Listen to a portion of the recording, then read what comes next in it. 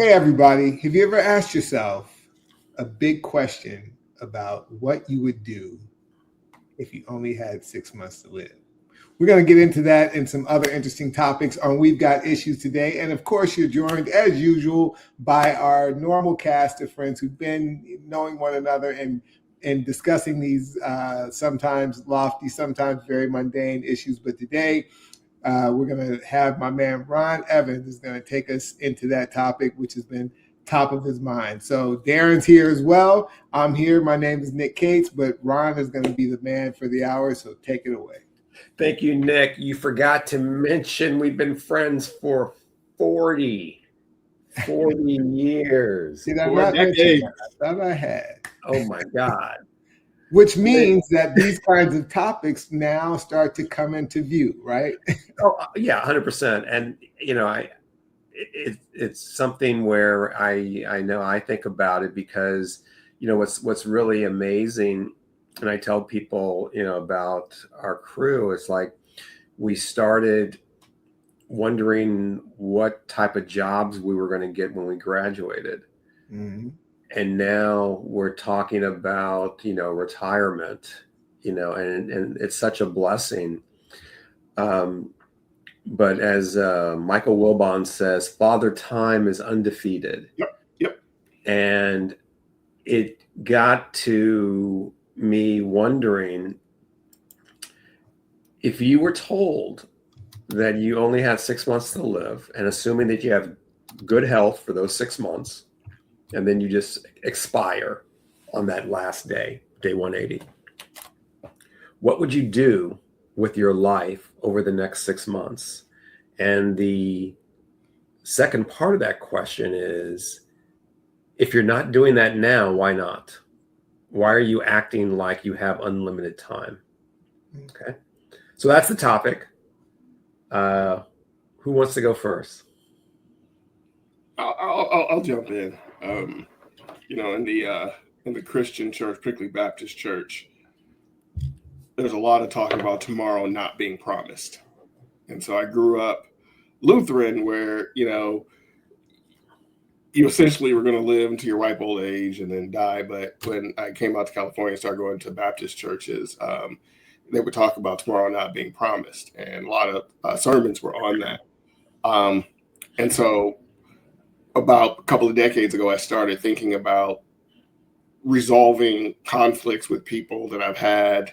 Like I started with my dad and let go of a lot of stuff. And since then, I've been trying to live as if today was my last day. So there's not a whole lot I would change, except for if I knew when I was going to, like kick off or anything, I would make sure that I would visit people so they could say their goodbyes, sort of like the Kareem tour, when he was retiring, I would essentially have a retirement tour so I could just, give people a chance to say their last goodbye. I think that would be the only thing differently I would do if I knew that I had a date for sure, a date certain.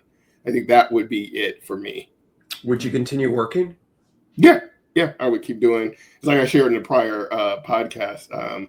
I get sad when I have nothing to do. And I need something to do. And right now, I have not really, although I did chat with Nick briefly over text about, I think I've started to close in on what I want to do next. And that's a documentary about us, all of our friends, where I would just sit down, and I'll cover a little bit more when, in another pod. I would just sit down and interview us documentary style, talking about our lives and, just for the record. When you look at Eyes on the Prize and you look at, some of the things, like we don't really tell our story except to our immediate family. But imagine a documentary of all of us over time, just recording, going out and visiting. And I talked to one of our other friends and he wants to be a part of it, actually just sit down and interview folks, where they live, their whole thing. So that's the only thing that that I would want to expedite. And so. Yeah. I, of course, that would be an Academy Award winning documentary. So, let's get on Episode 3, the Cates, that would be Right.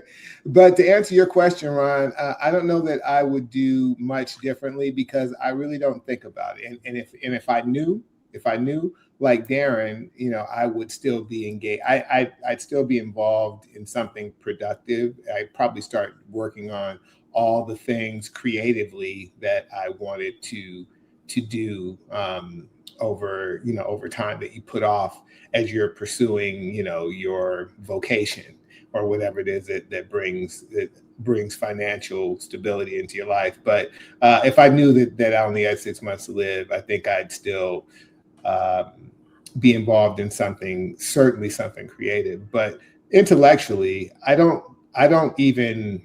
certainly now, and even as we discuss this topic, don't think about that as some major issue that I even care to confront.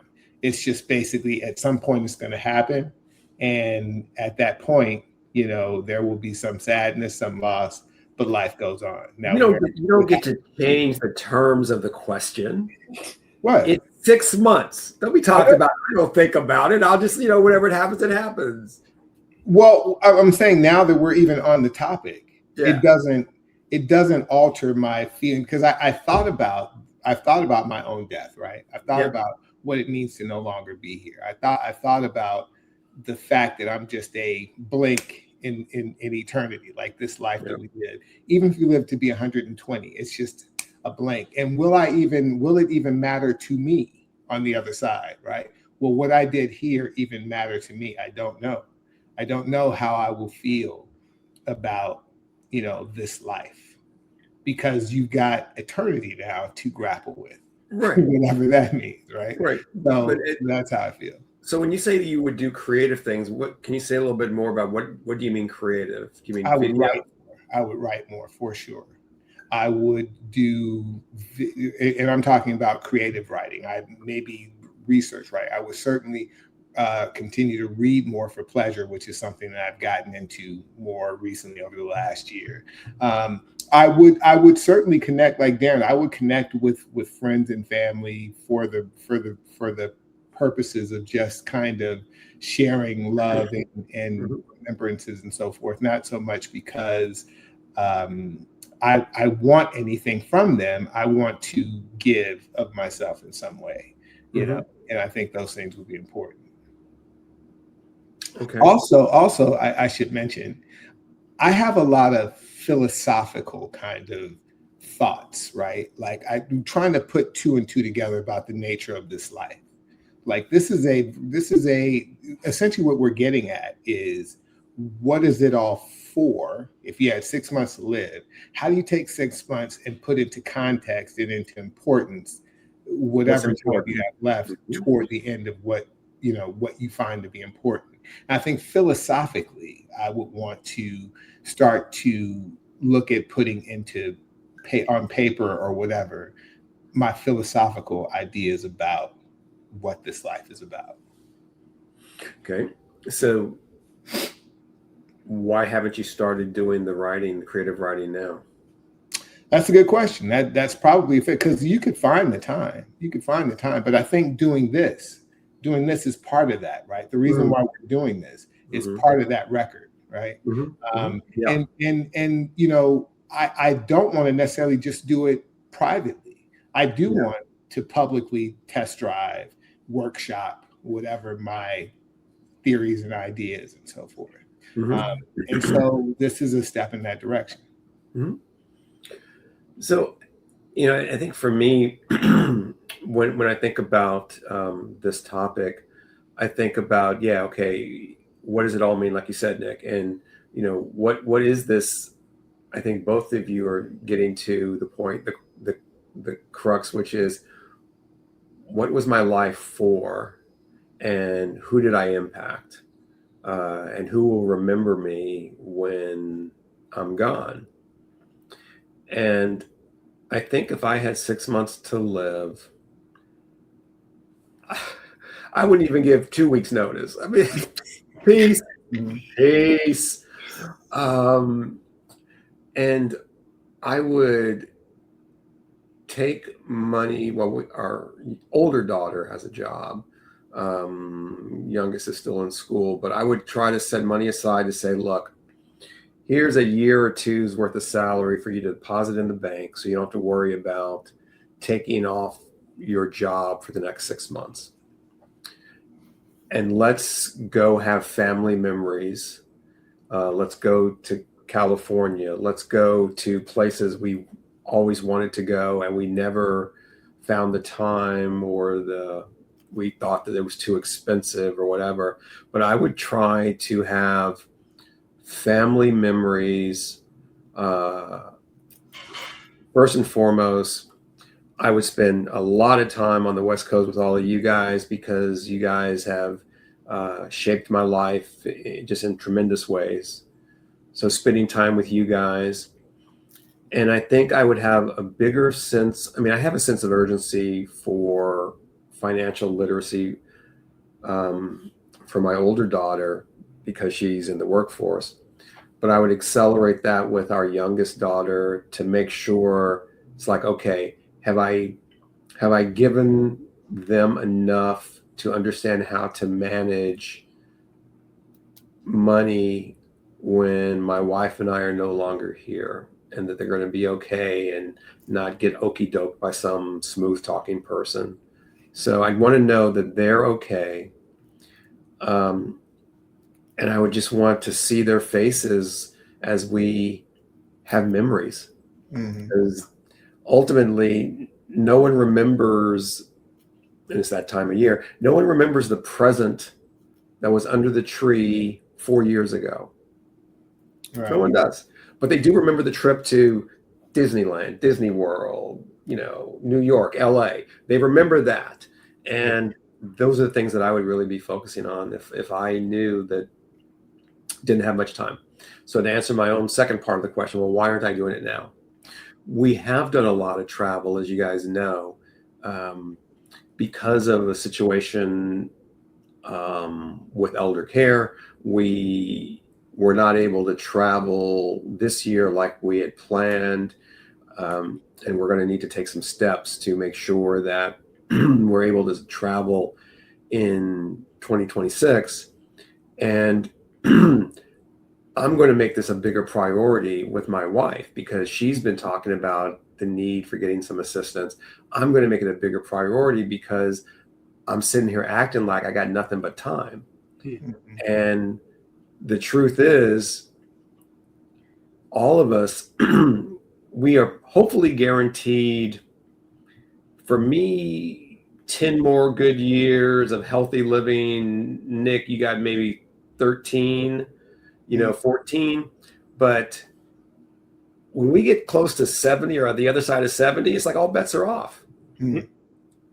And what are we doing now, assuming that we're going to be healthy forever? So well, let me put this to you, Ron, because I feel like, right, each one of us, if today was it, like we turn the cameras off and it said black screen, I would not look back on my life with regret in terms of what I did or didn't do. Would either of you? No. Yeah. Right. And even in terms of like, traveling and everything, yesterday, my wife and I had a bunch of errands to run. We just were running all over the place. It was just one of the best days of the year, just hanging out with her, going and doing stuff. Those are the days that I cherish. Or, tomorrow I'll be, babysitting my grandkids because I'm the only one who can take off of work. Those are the things that matter. Or painting my mom's bathroom. So I don't think I have regrets. The only thing I would want to make sure of is just being able to give people that closure that they need. Being able to, that giving them the chance to say the things that they need to say, because I've tried to say everything I need to say and do everything I need to do so that if the credits roll, I'm complete. I just worry that some of them may not have done that. And so I would want to give them that opportunity. That's outside of your control. And this is to my point. I don't think that we can control. There's none of this that we can control, right? Yeah. I've decided that for me. I can't control it. So the reason why I said I'd have no regret is because typically a lot of the stuff that I like to do, I do. I like to walk a lot. I walk a lot during the week, during the day, whatever. Ron, you like to run. I said to my wife before we got married, and this is something that I don't know that it always lands the way that it should, but I'm not the big event guy. I'm the Wednesday afternoon guy. I'm the Monday morning. Like every day is just it's good. There's I don't need fireworks to be happy, right?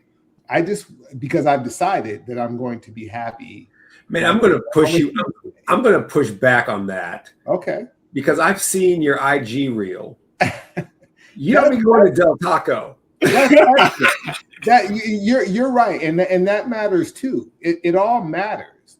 But if she and I didn't have that, I wouldn't be. Yeah, you know what? I would probably feel like there was some missing because it is a desire. I think people do gain from seeing other parts of the world or having nice, events happen in their life or share important moments, even with your spouse or your family and all that. I think all that's great. But if not doing that can't allow you to be happy on a random Wednesday, then something's missing, right? Yeah. Like that's that. But everyone doesn't see it the way I do, and that's another thing I've come to.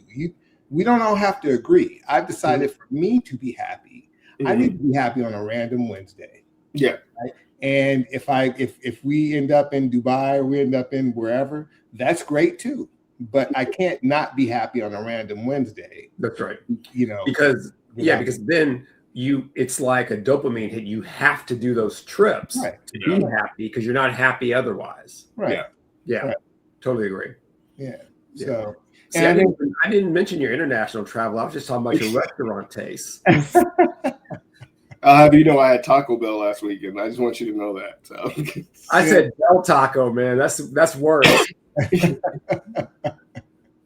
Well, you guys have the other side of the coin where I'm eating at Norm's or something like that because I do that too. So. Hey man, don't hit on Pens. Pens. I've been doing a long time. Yeah. No, I mean I think Ron, you're right. do you want to dip your toe into the idea about what you think happens when the lights go out, or is this are we sticking straight to the original topic?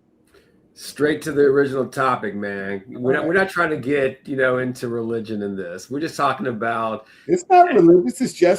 It's just anyway. Yeah, you're probably right. Let's save that for another discussion. It could go that way too. We can definitely tee that up.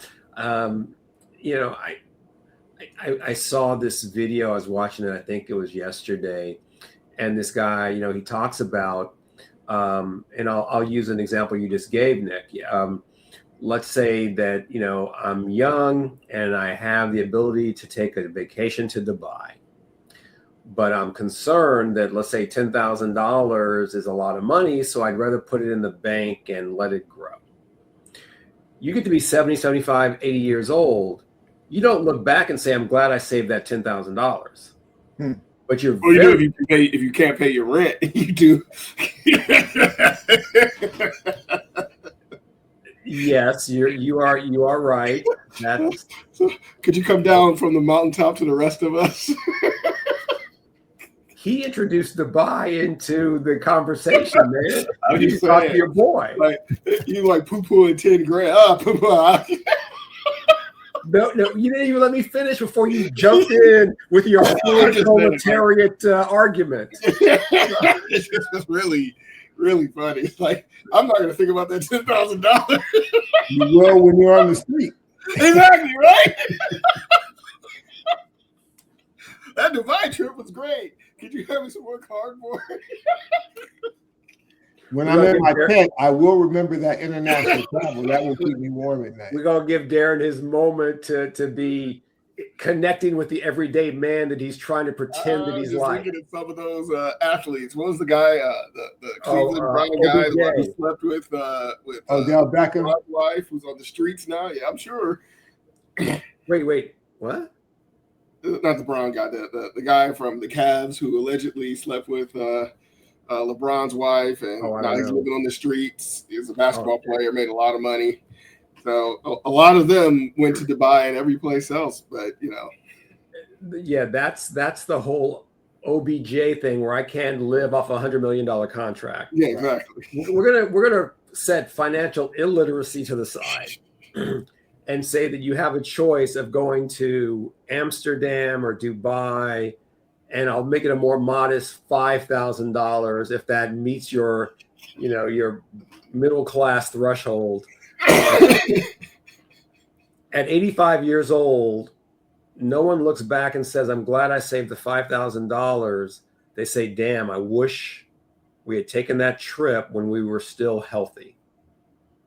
And I think that's the thing that I think about is what are the opportunities that you have? 6 months is just like, a framing device to say, what are you not doing in your life because you're acting like you have nothing but time, and time is fleeting. So for me, it's travel. For you guys, it feels, well, for Nick, it's leaving a written or a legacy of some kind, and for Darren, is it let everyone say what a great person you were? No, just to say goodbye. Just giving a chance to say. I know lots of folks who, when someone passes, they're like, man, I wish I'd seen them one more time. There's always that. So, giving folks that opportunity, that would just be for me. So let me make sure I got this, because I'm a little slow. You would like to be able to go around and have people say good things about you before. Well, they wouldn't know I was dying. I wouldn't tell them. I would just go visit them so that when I did kick off, it's like, man, I'm so glad I got a chance to see him before he popped smoke. That kind of thing. They would not know. I would just go visit, and they would say, it's a good time. I love that I got a chance to see him. It's like if you see someone and then they pass away, you're like, wow, I'm so happy I did get a chance to spend that last time. memory. We text, we call, but we don't see each other. So that kind of thing, not going away, so people go, oh, you were so great. Not that, but just giving people an opportunity. So that's really interesting, because I hadn't thought about, would your friends and family know? You're saying they wouldn't know, and that's why. Okay. You don't tell them you're leaving. You're just, hey, sister, I'm in town. Let's go to the Statue of Liberty together. That kind of thing. Okay, that makes sense.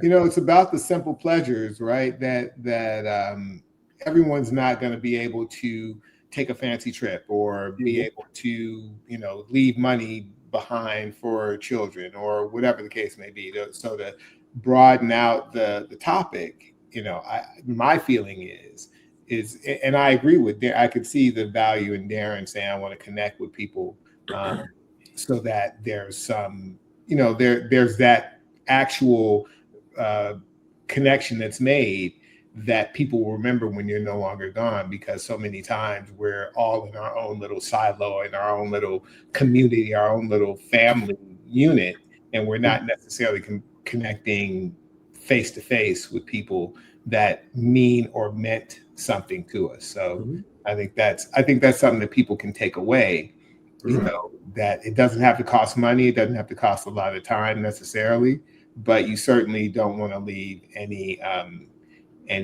cards on the table. And I guess the closest analogy would be our friend that passed very young. I got a chance to see him a couple of weeks. I didn't know he was sick, but I just got a chance to see him a couple of weeks, maybe 6 or 8 weeks before. I don't remember it may have been at a baseball game, or I think you guys were still coaching or something. He was at a game somewhere. We were in the stands. We were just, joking and bagging, and then he was gone. But I just remember that was the last time I saw him, and I didn't have like, oh man, I should have reached out. I got a chance to connect with him eyeball to eyeball. I didn't know he was sick. I just, when he passed. So that really made it, I didn't have oh man, I wish I had a kind of thing, because I got a chance to see him. I been going through a lot of photos, digitizing slides, and prints or negatives, and I saw, and Nick, I'm going to ask you to go back in your memory books on this one. You were recording a video at their house, and Preston's girlfriend was there, who was my friend that I introduced them to. My infamous girlfriend was there, who you called a little boy. And behind the camera were you, and we can say his name. I mean, you and Pat. And Pat was huge. And I didn't even know that was Pat when I looked at the pictures years later, because I only remembered the thin one. Right. And it was this transformation when he got sick that I literally did not remember the other version of him. But but he was, even when he was sick, he was just so full of life and joy. I mean, just being around him made me happy, because he just always had that, and he had such a unique sense of humor. He could just like get a zinger in there, deadpan the whole bit. He was just so low trash talker. Yeah. Low-key. Oh, so good. And just be able to be in his presence, and and then he was gone, but I still have that memory of the game. And he was sitting above me to my left, and I turned around and we were just talking some smack about something that was going on in the field. I think that was one of the softball games, because I think Nick captured that on video for the wedding video he made. Pretty sure that was it. Yeah, that to your point, many of us, I think all of us, except Darren was saying that he was there and then he was gone. Most of us are able to ride that experience of his declining health, over time. And you had the opportunity to, have all these reminiscences of time spent with this individual. And to your point about the 6-month thing, I think it's a blessing that each one of us, and I hope that those who, kind of consider this will also think about that there are things we all have, probably more than less, that we are very grateful for.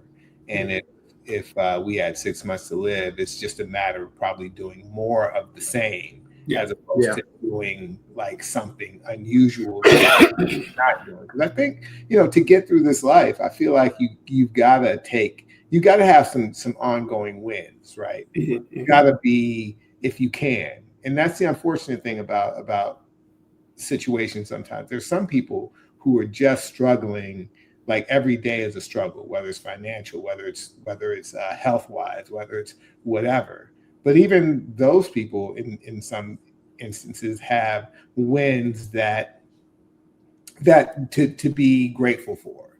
And I think having that attitude of gratitude is going to take us a long way, even in this kind of scenario that you painted, Ryan. Yeah. What's interesting with, technology is, we have our, photos, just like Google will send me like, hey, on this day 5 years ago. So it's a different than when we were growing up. You had to have the camera. I remember, I don't know if you remember that I started carrying around a plastic camera because I had a dream when we were young. And I think I told Greg this, that I had died and it was a double funeral. And the other guy had a bunch of pictures and I had no pictures. So I started taking pictures. Yeah. I have a picture of all of us somewhere out in front of the spaghetti factory that I had taken somewhere. But it was just one of those things where I was like, oh my God, I have no pictures. Because, it was just one of those things. So, to be living in this era where you can, capture those moments in life. I recently ran across a picture, Ron, your wife and your daughters at somebody's house. It was right before you were leaving or something like that. And you guys all look young. You still had hair. That was the goodbye party. Yeah, that was a good bike That party. was in the valley. Yeah. With Yeah, I our read about mountain boy and his wife. Yep. Yeah. To that point, Darren, maybe a good suggestion for us and other people is to establish a shared Google Drive folder or something like that, where when you go, whether we're all together or we're doing things separately or whatever, and you want to just upload photos to that drive so everyone can be able to access it over time and go back in your phone or your whatever your device is that allows you to keep those pictures and upload some of those old folders. You could have your own folder in the folder. Ron could have his. And that might be a great way for people to really capitalize on the moments that we're sharing. That's a great idea. That is such a great idea. We need to really move that into an actual operational state, because I've been literally, I've got stacks of slides on my desk that I've been digitizing, and these are from 1984 through 1989. Wow! And there's just, the whole trip when we went to DC to see you, Nick. Just so many photos that we should have someplace where we can all see them. It'd be awesome. Yeah. That's going to get better. I think that's an idea whose time has come. Yeah. So I think what I'm hearing is we all have landed on the same thing, which is I spend the time with the relationships I have. And then again, the question is, if that's how we feel, are we doing it now? And if not, why not? And before you guys say anything, I have asked a few of you, some of you not on this call. I'm like, hey, man, or hey, gal, when's the last time you saw Nick? Oh, man, I ain't seen Nick in 6 months. I ain't seen Nick in so long. We're taking it for granted. Yeah. We at the joint birthday party got to see folks I hadn't seen in a bit. We do. Time just goes so fast, and you look up, and we were in DC. My wife and I, when we had dinner with you all, that was a year and a half ago, almost 2 years ago, and it feels like yesterday. Yeah. So, because time just zips by. I had lunch with one of our buddies last week. We just got a chance to go to Blaze Pizza and hang out for a minute. But yeah, we do need to do more of that. We have probably fewer sunsets left, so it would be good. It's a fair point. One of the reasons, not just the real estate costs in Los Angeles, which is ridiculous, but one of the other reasons why my wife and I aren't seriously thinking about moving back is because we're not going to move back to a time when we were all in our 20s, hanging out on someone's floor, having fun, no kids, no obligations. Those days are gone, and we got to really work hard to capture new memories. Yeah. I agree. I talk to folks about, I miss when I miss Detroit. I miss the Detroit that was, not the Detroit that is. I miss the Detroit that was, and I can't recapture that. And it's a heartfelt loss of what was. Even walking through campus sometimes, and I'll walk by Minority Bench and think about all the times that we were all there. Wait, Minority Bench is gone.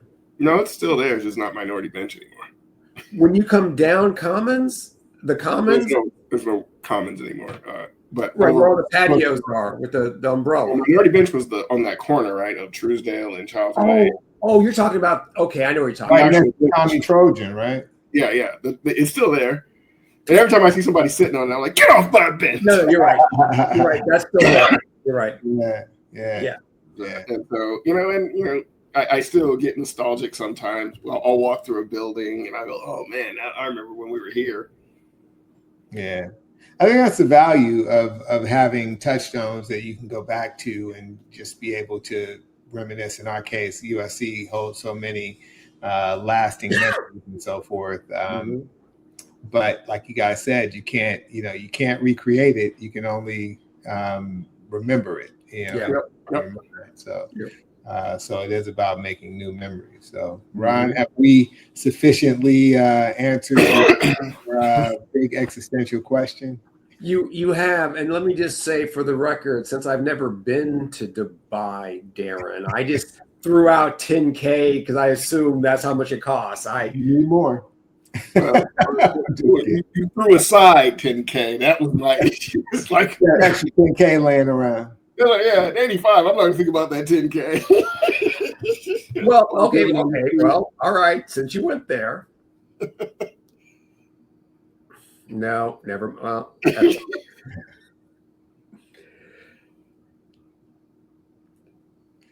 as well say it, brother. Might as well say it. It's out there. I'm about to get in trouble. I'm about to get myself in trouble. If you've gone 85 years and you're wishing you hadn't spent 10K on a lifetime memory, there's other issues that didn't go your way. The 10K is just a representation of paths that led to suboptimal outcomes. I think my wife would say you have to eat Wait, you're both talking. Wait. One at a time. I'm sorry. Go ahead, Dan. You may have invested with Bernie Madoff. You may have had money and Enron. So there are lots of things that you could have done right and something outside of your control. And you're like, man, I could use that 10K right. Well, hang on a second. So you could invest in crypto. Yep. If you decided to invest 100% of your assets in crypto, that was a bad decision. I'm just saying that there may be other things that cause a devastating illness that wipes out. There's lots of things at 85 you could be like, man, I wish I had that 10K. There's lots of things. I'll give you another example. My mom had to get a roof replaced, but because she's been so frugal in saving it, at 87 years old, she had to pay $20K to get her roof replaced, and she could have gone back to Nigeria, but I'll bet you if she had gone to Nigeria and her roof still needed to be replaced, and she's been living a good life, but the decision to save money and not take another trip, ultimately she was able to get a roof replaced, and during the winter rainy season, she's fine. She's 87 years old. So there are decisions that you can make and go, yeah, I'm glad I didn't do that. Yeah, but you're talking about there's a need for safety and shelter. I'm talking about you have an excess of money where I had an excess and I still decided I need to hoard this amount, and I'm not going to enjoy a vacation because I want to hoard this money. You're talking about something different. Oh, of course, because we're in different stratospheres. I'm only 1,000 there. Take it up with Ella, man. Take it up with Ella. You're a millionaire, so yes, our perceptions are a little bit different. Take it up with Ella. I got no comment. I'll use my regular spoon, not my silver spoon. Oh my God. Nick, please, what were you going to say? I think the idea here is that it's rarely an either or proposition. Either you spend $10,000 or you save it, right? To your point, Ron, if you got it, you've got the option of to spend it today or save it. And if saving becomes overly fetishized, or you become too conservative in your mindset, you miss out on things that you may regret later on. Right. I think Darren's point may be more valid if you spend the $10,000 today and tomorrow you needed that $10,000 to pay your rent or whatever. Yeah. That's a different calculation. But if you've got it and it's not going to derail you if you do need that roof replacement tomorking then you want to consider. No, I get it. I just like mess with Ron. Yeah. Darren's channeling his no income stuff. 10,000, you're like, oh, if you just have 10,000 left. I haven't been to Dubai, man. I was just trying to come up with a number that Nick could relate to. But I tell you, one of the things that there's a video. I'm going to send you guys this video. It's really cool because this guy on YouTube, he talks about how if you have an excess of money that you want to pass on to your heirs or whatever, he argues that you actually have failed in life. Because there's this period where, okay, you're trying to save money because you want to make sure you cover all the health bills that may come or may not come. You want to pass money down, blah, blah, blah. But when you do that, you're making conscious decisions not to enjoy life now while you're still healthy because you want to pass it on, or you want to worry about, assisted living or healthcare that may or may not come because you could just drop dead. And you are consciously shutting the door to memories and opportunities because you're worried about the future that may not come. It's a balancing act, right? Yeah. You got to do both. That's the world we live in. You got to live for the day and plan for the future. Like both those things have to happen. And so, it's not, where your needle lands on that continuum is up to you. If you can save a bunch of money and not do anything of real fun and you feel secure, because some people need that. Some people want security. Like that's the most important thing. Some people want novelty. That's the most important thing. And most of us are somewhere in the middle, And for me, like I said in the prior podcast, I pretty much do anything I want to do when I want to do it. My travel desires they just have never been there. My wife loves to travel. That's why we travel, or I travel for work. But if she says, hey, I want to go here, then that's where we're going because she wants to go. I just have never had that desire. It just was never, a thing for me. The only thing I wanted to do was get out of the snow. That was it. I couldn't do calculus and snow at the same time. So I had to leave Detroit.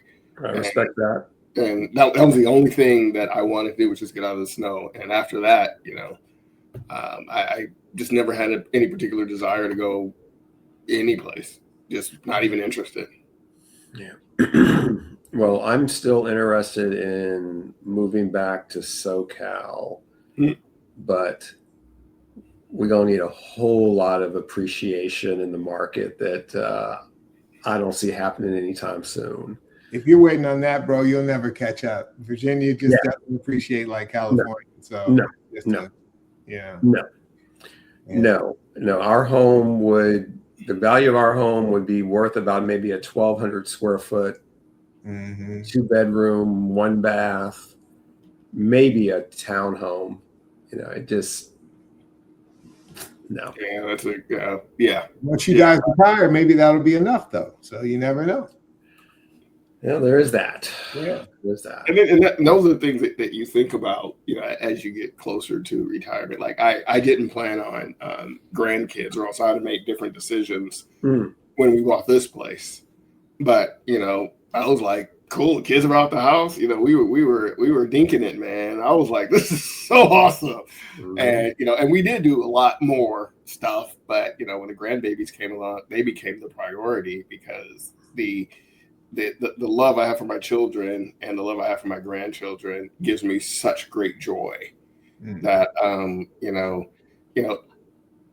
going to see SC on a random, for the Vegas Bowl when Derek Carr was playing, that was a win. It was like, hey, you guys want to go? And we just rolled out. Those days were fun, but with the grandbabies here, driving them to school is the joy of my week. Dropping them off at school. And people watching me, take the kids out of the car and everything. That is the joy of my life now. That's what everybody says that has grandkids, man. I can't relate, but hopefully one day. But it's something else, because you get all the love and joy with none of the responsibility. Yeah, a win is a win, brother. Yep. Not my job. Not like, oh no, she's being disrespectful. Somebody should say something about that. I'm going home. Yeah. I hear you. Well, Ron, this has been a fulsome topic. Obviously, it's something that we should all keep top of mind, and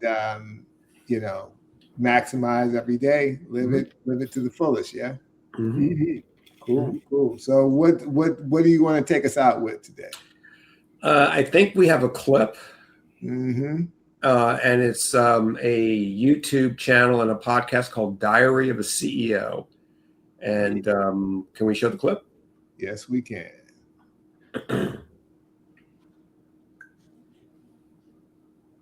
AI is already doing things like blackmailing people. And we have evidence that we didn't have even like 6 months ago, where if an AI model reading a company's email finds out it's about to get replaced with another AI model, and then it also reads in the company email that one executive is having an affair with an employee, the AI will independently blackmail that executive in order to keep itself alive. I mean, we're heading for so much transformative change faster than our society is currently prepared to deal with it. And there's a different conversation happening publicly than the one that the AI companies are having privately about which world we're heading to, which is a future that people don't want. But we didn't consent to have 6 people make that decision on behalf of 8 billion people.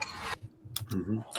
So the brother there is named Steve Bartlett, and he has a podcast and a YouTube channel called Diary of a CEO.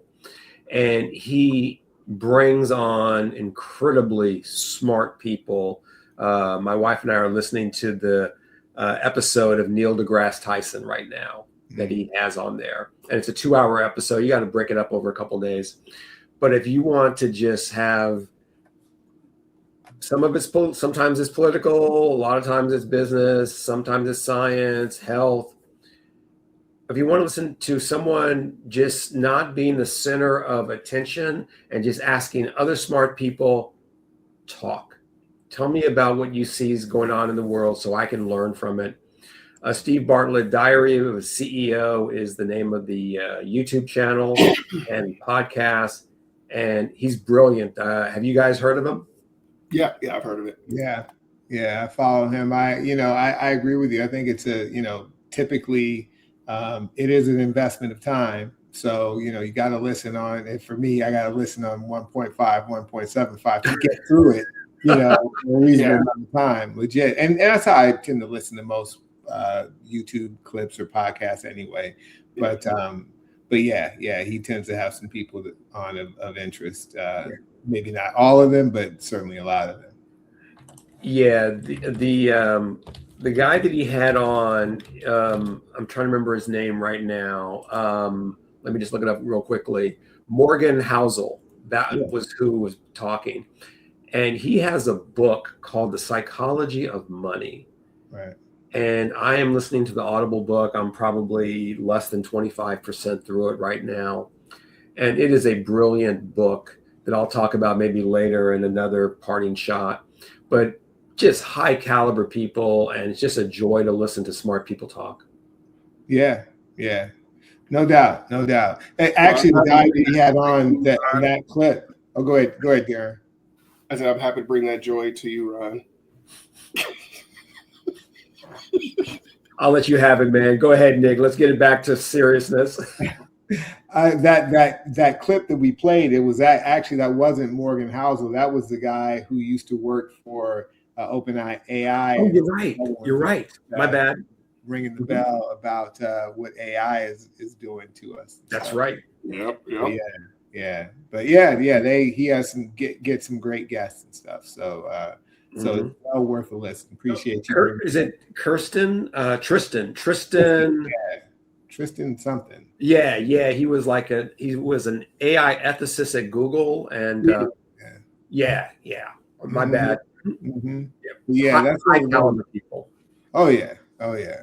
So Diary of a CEO, yep. YouTube, and on your favorite podcast service as well. Yep. So, thank you for that, brother. Thank you, and thank you guys for always bringing your unique perspectives to this whole thing. And if you guys have ideas or thoughts about what we talked about, we love to engage with you in our chat. So definitely leave a comment and share this episode with other people who are starting to think about they're at that stage of life where it's like, okay, am I doing everything I can with the time I've been given, right? Mm-hmm. And so we'd love to have you share that and subscribe to our channel, because these are the kinds of topics that we like to cover regularly, and give us a like and a thumbs up. So again, thank you guys for bringing it, and we'll see all you guys on the next go round. We'll see you next time on We've Got Issues.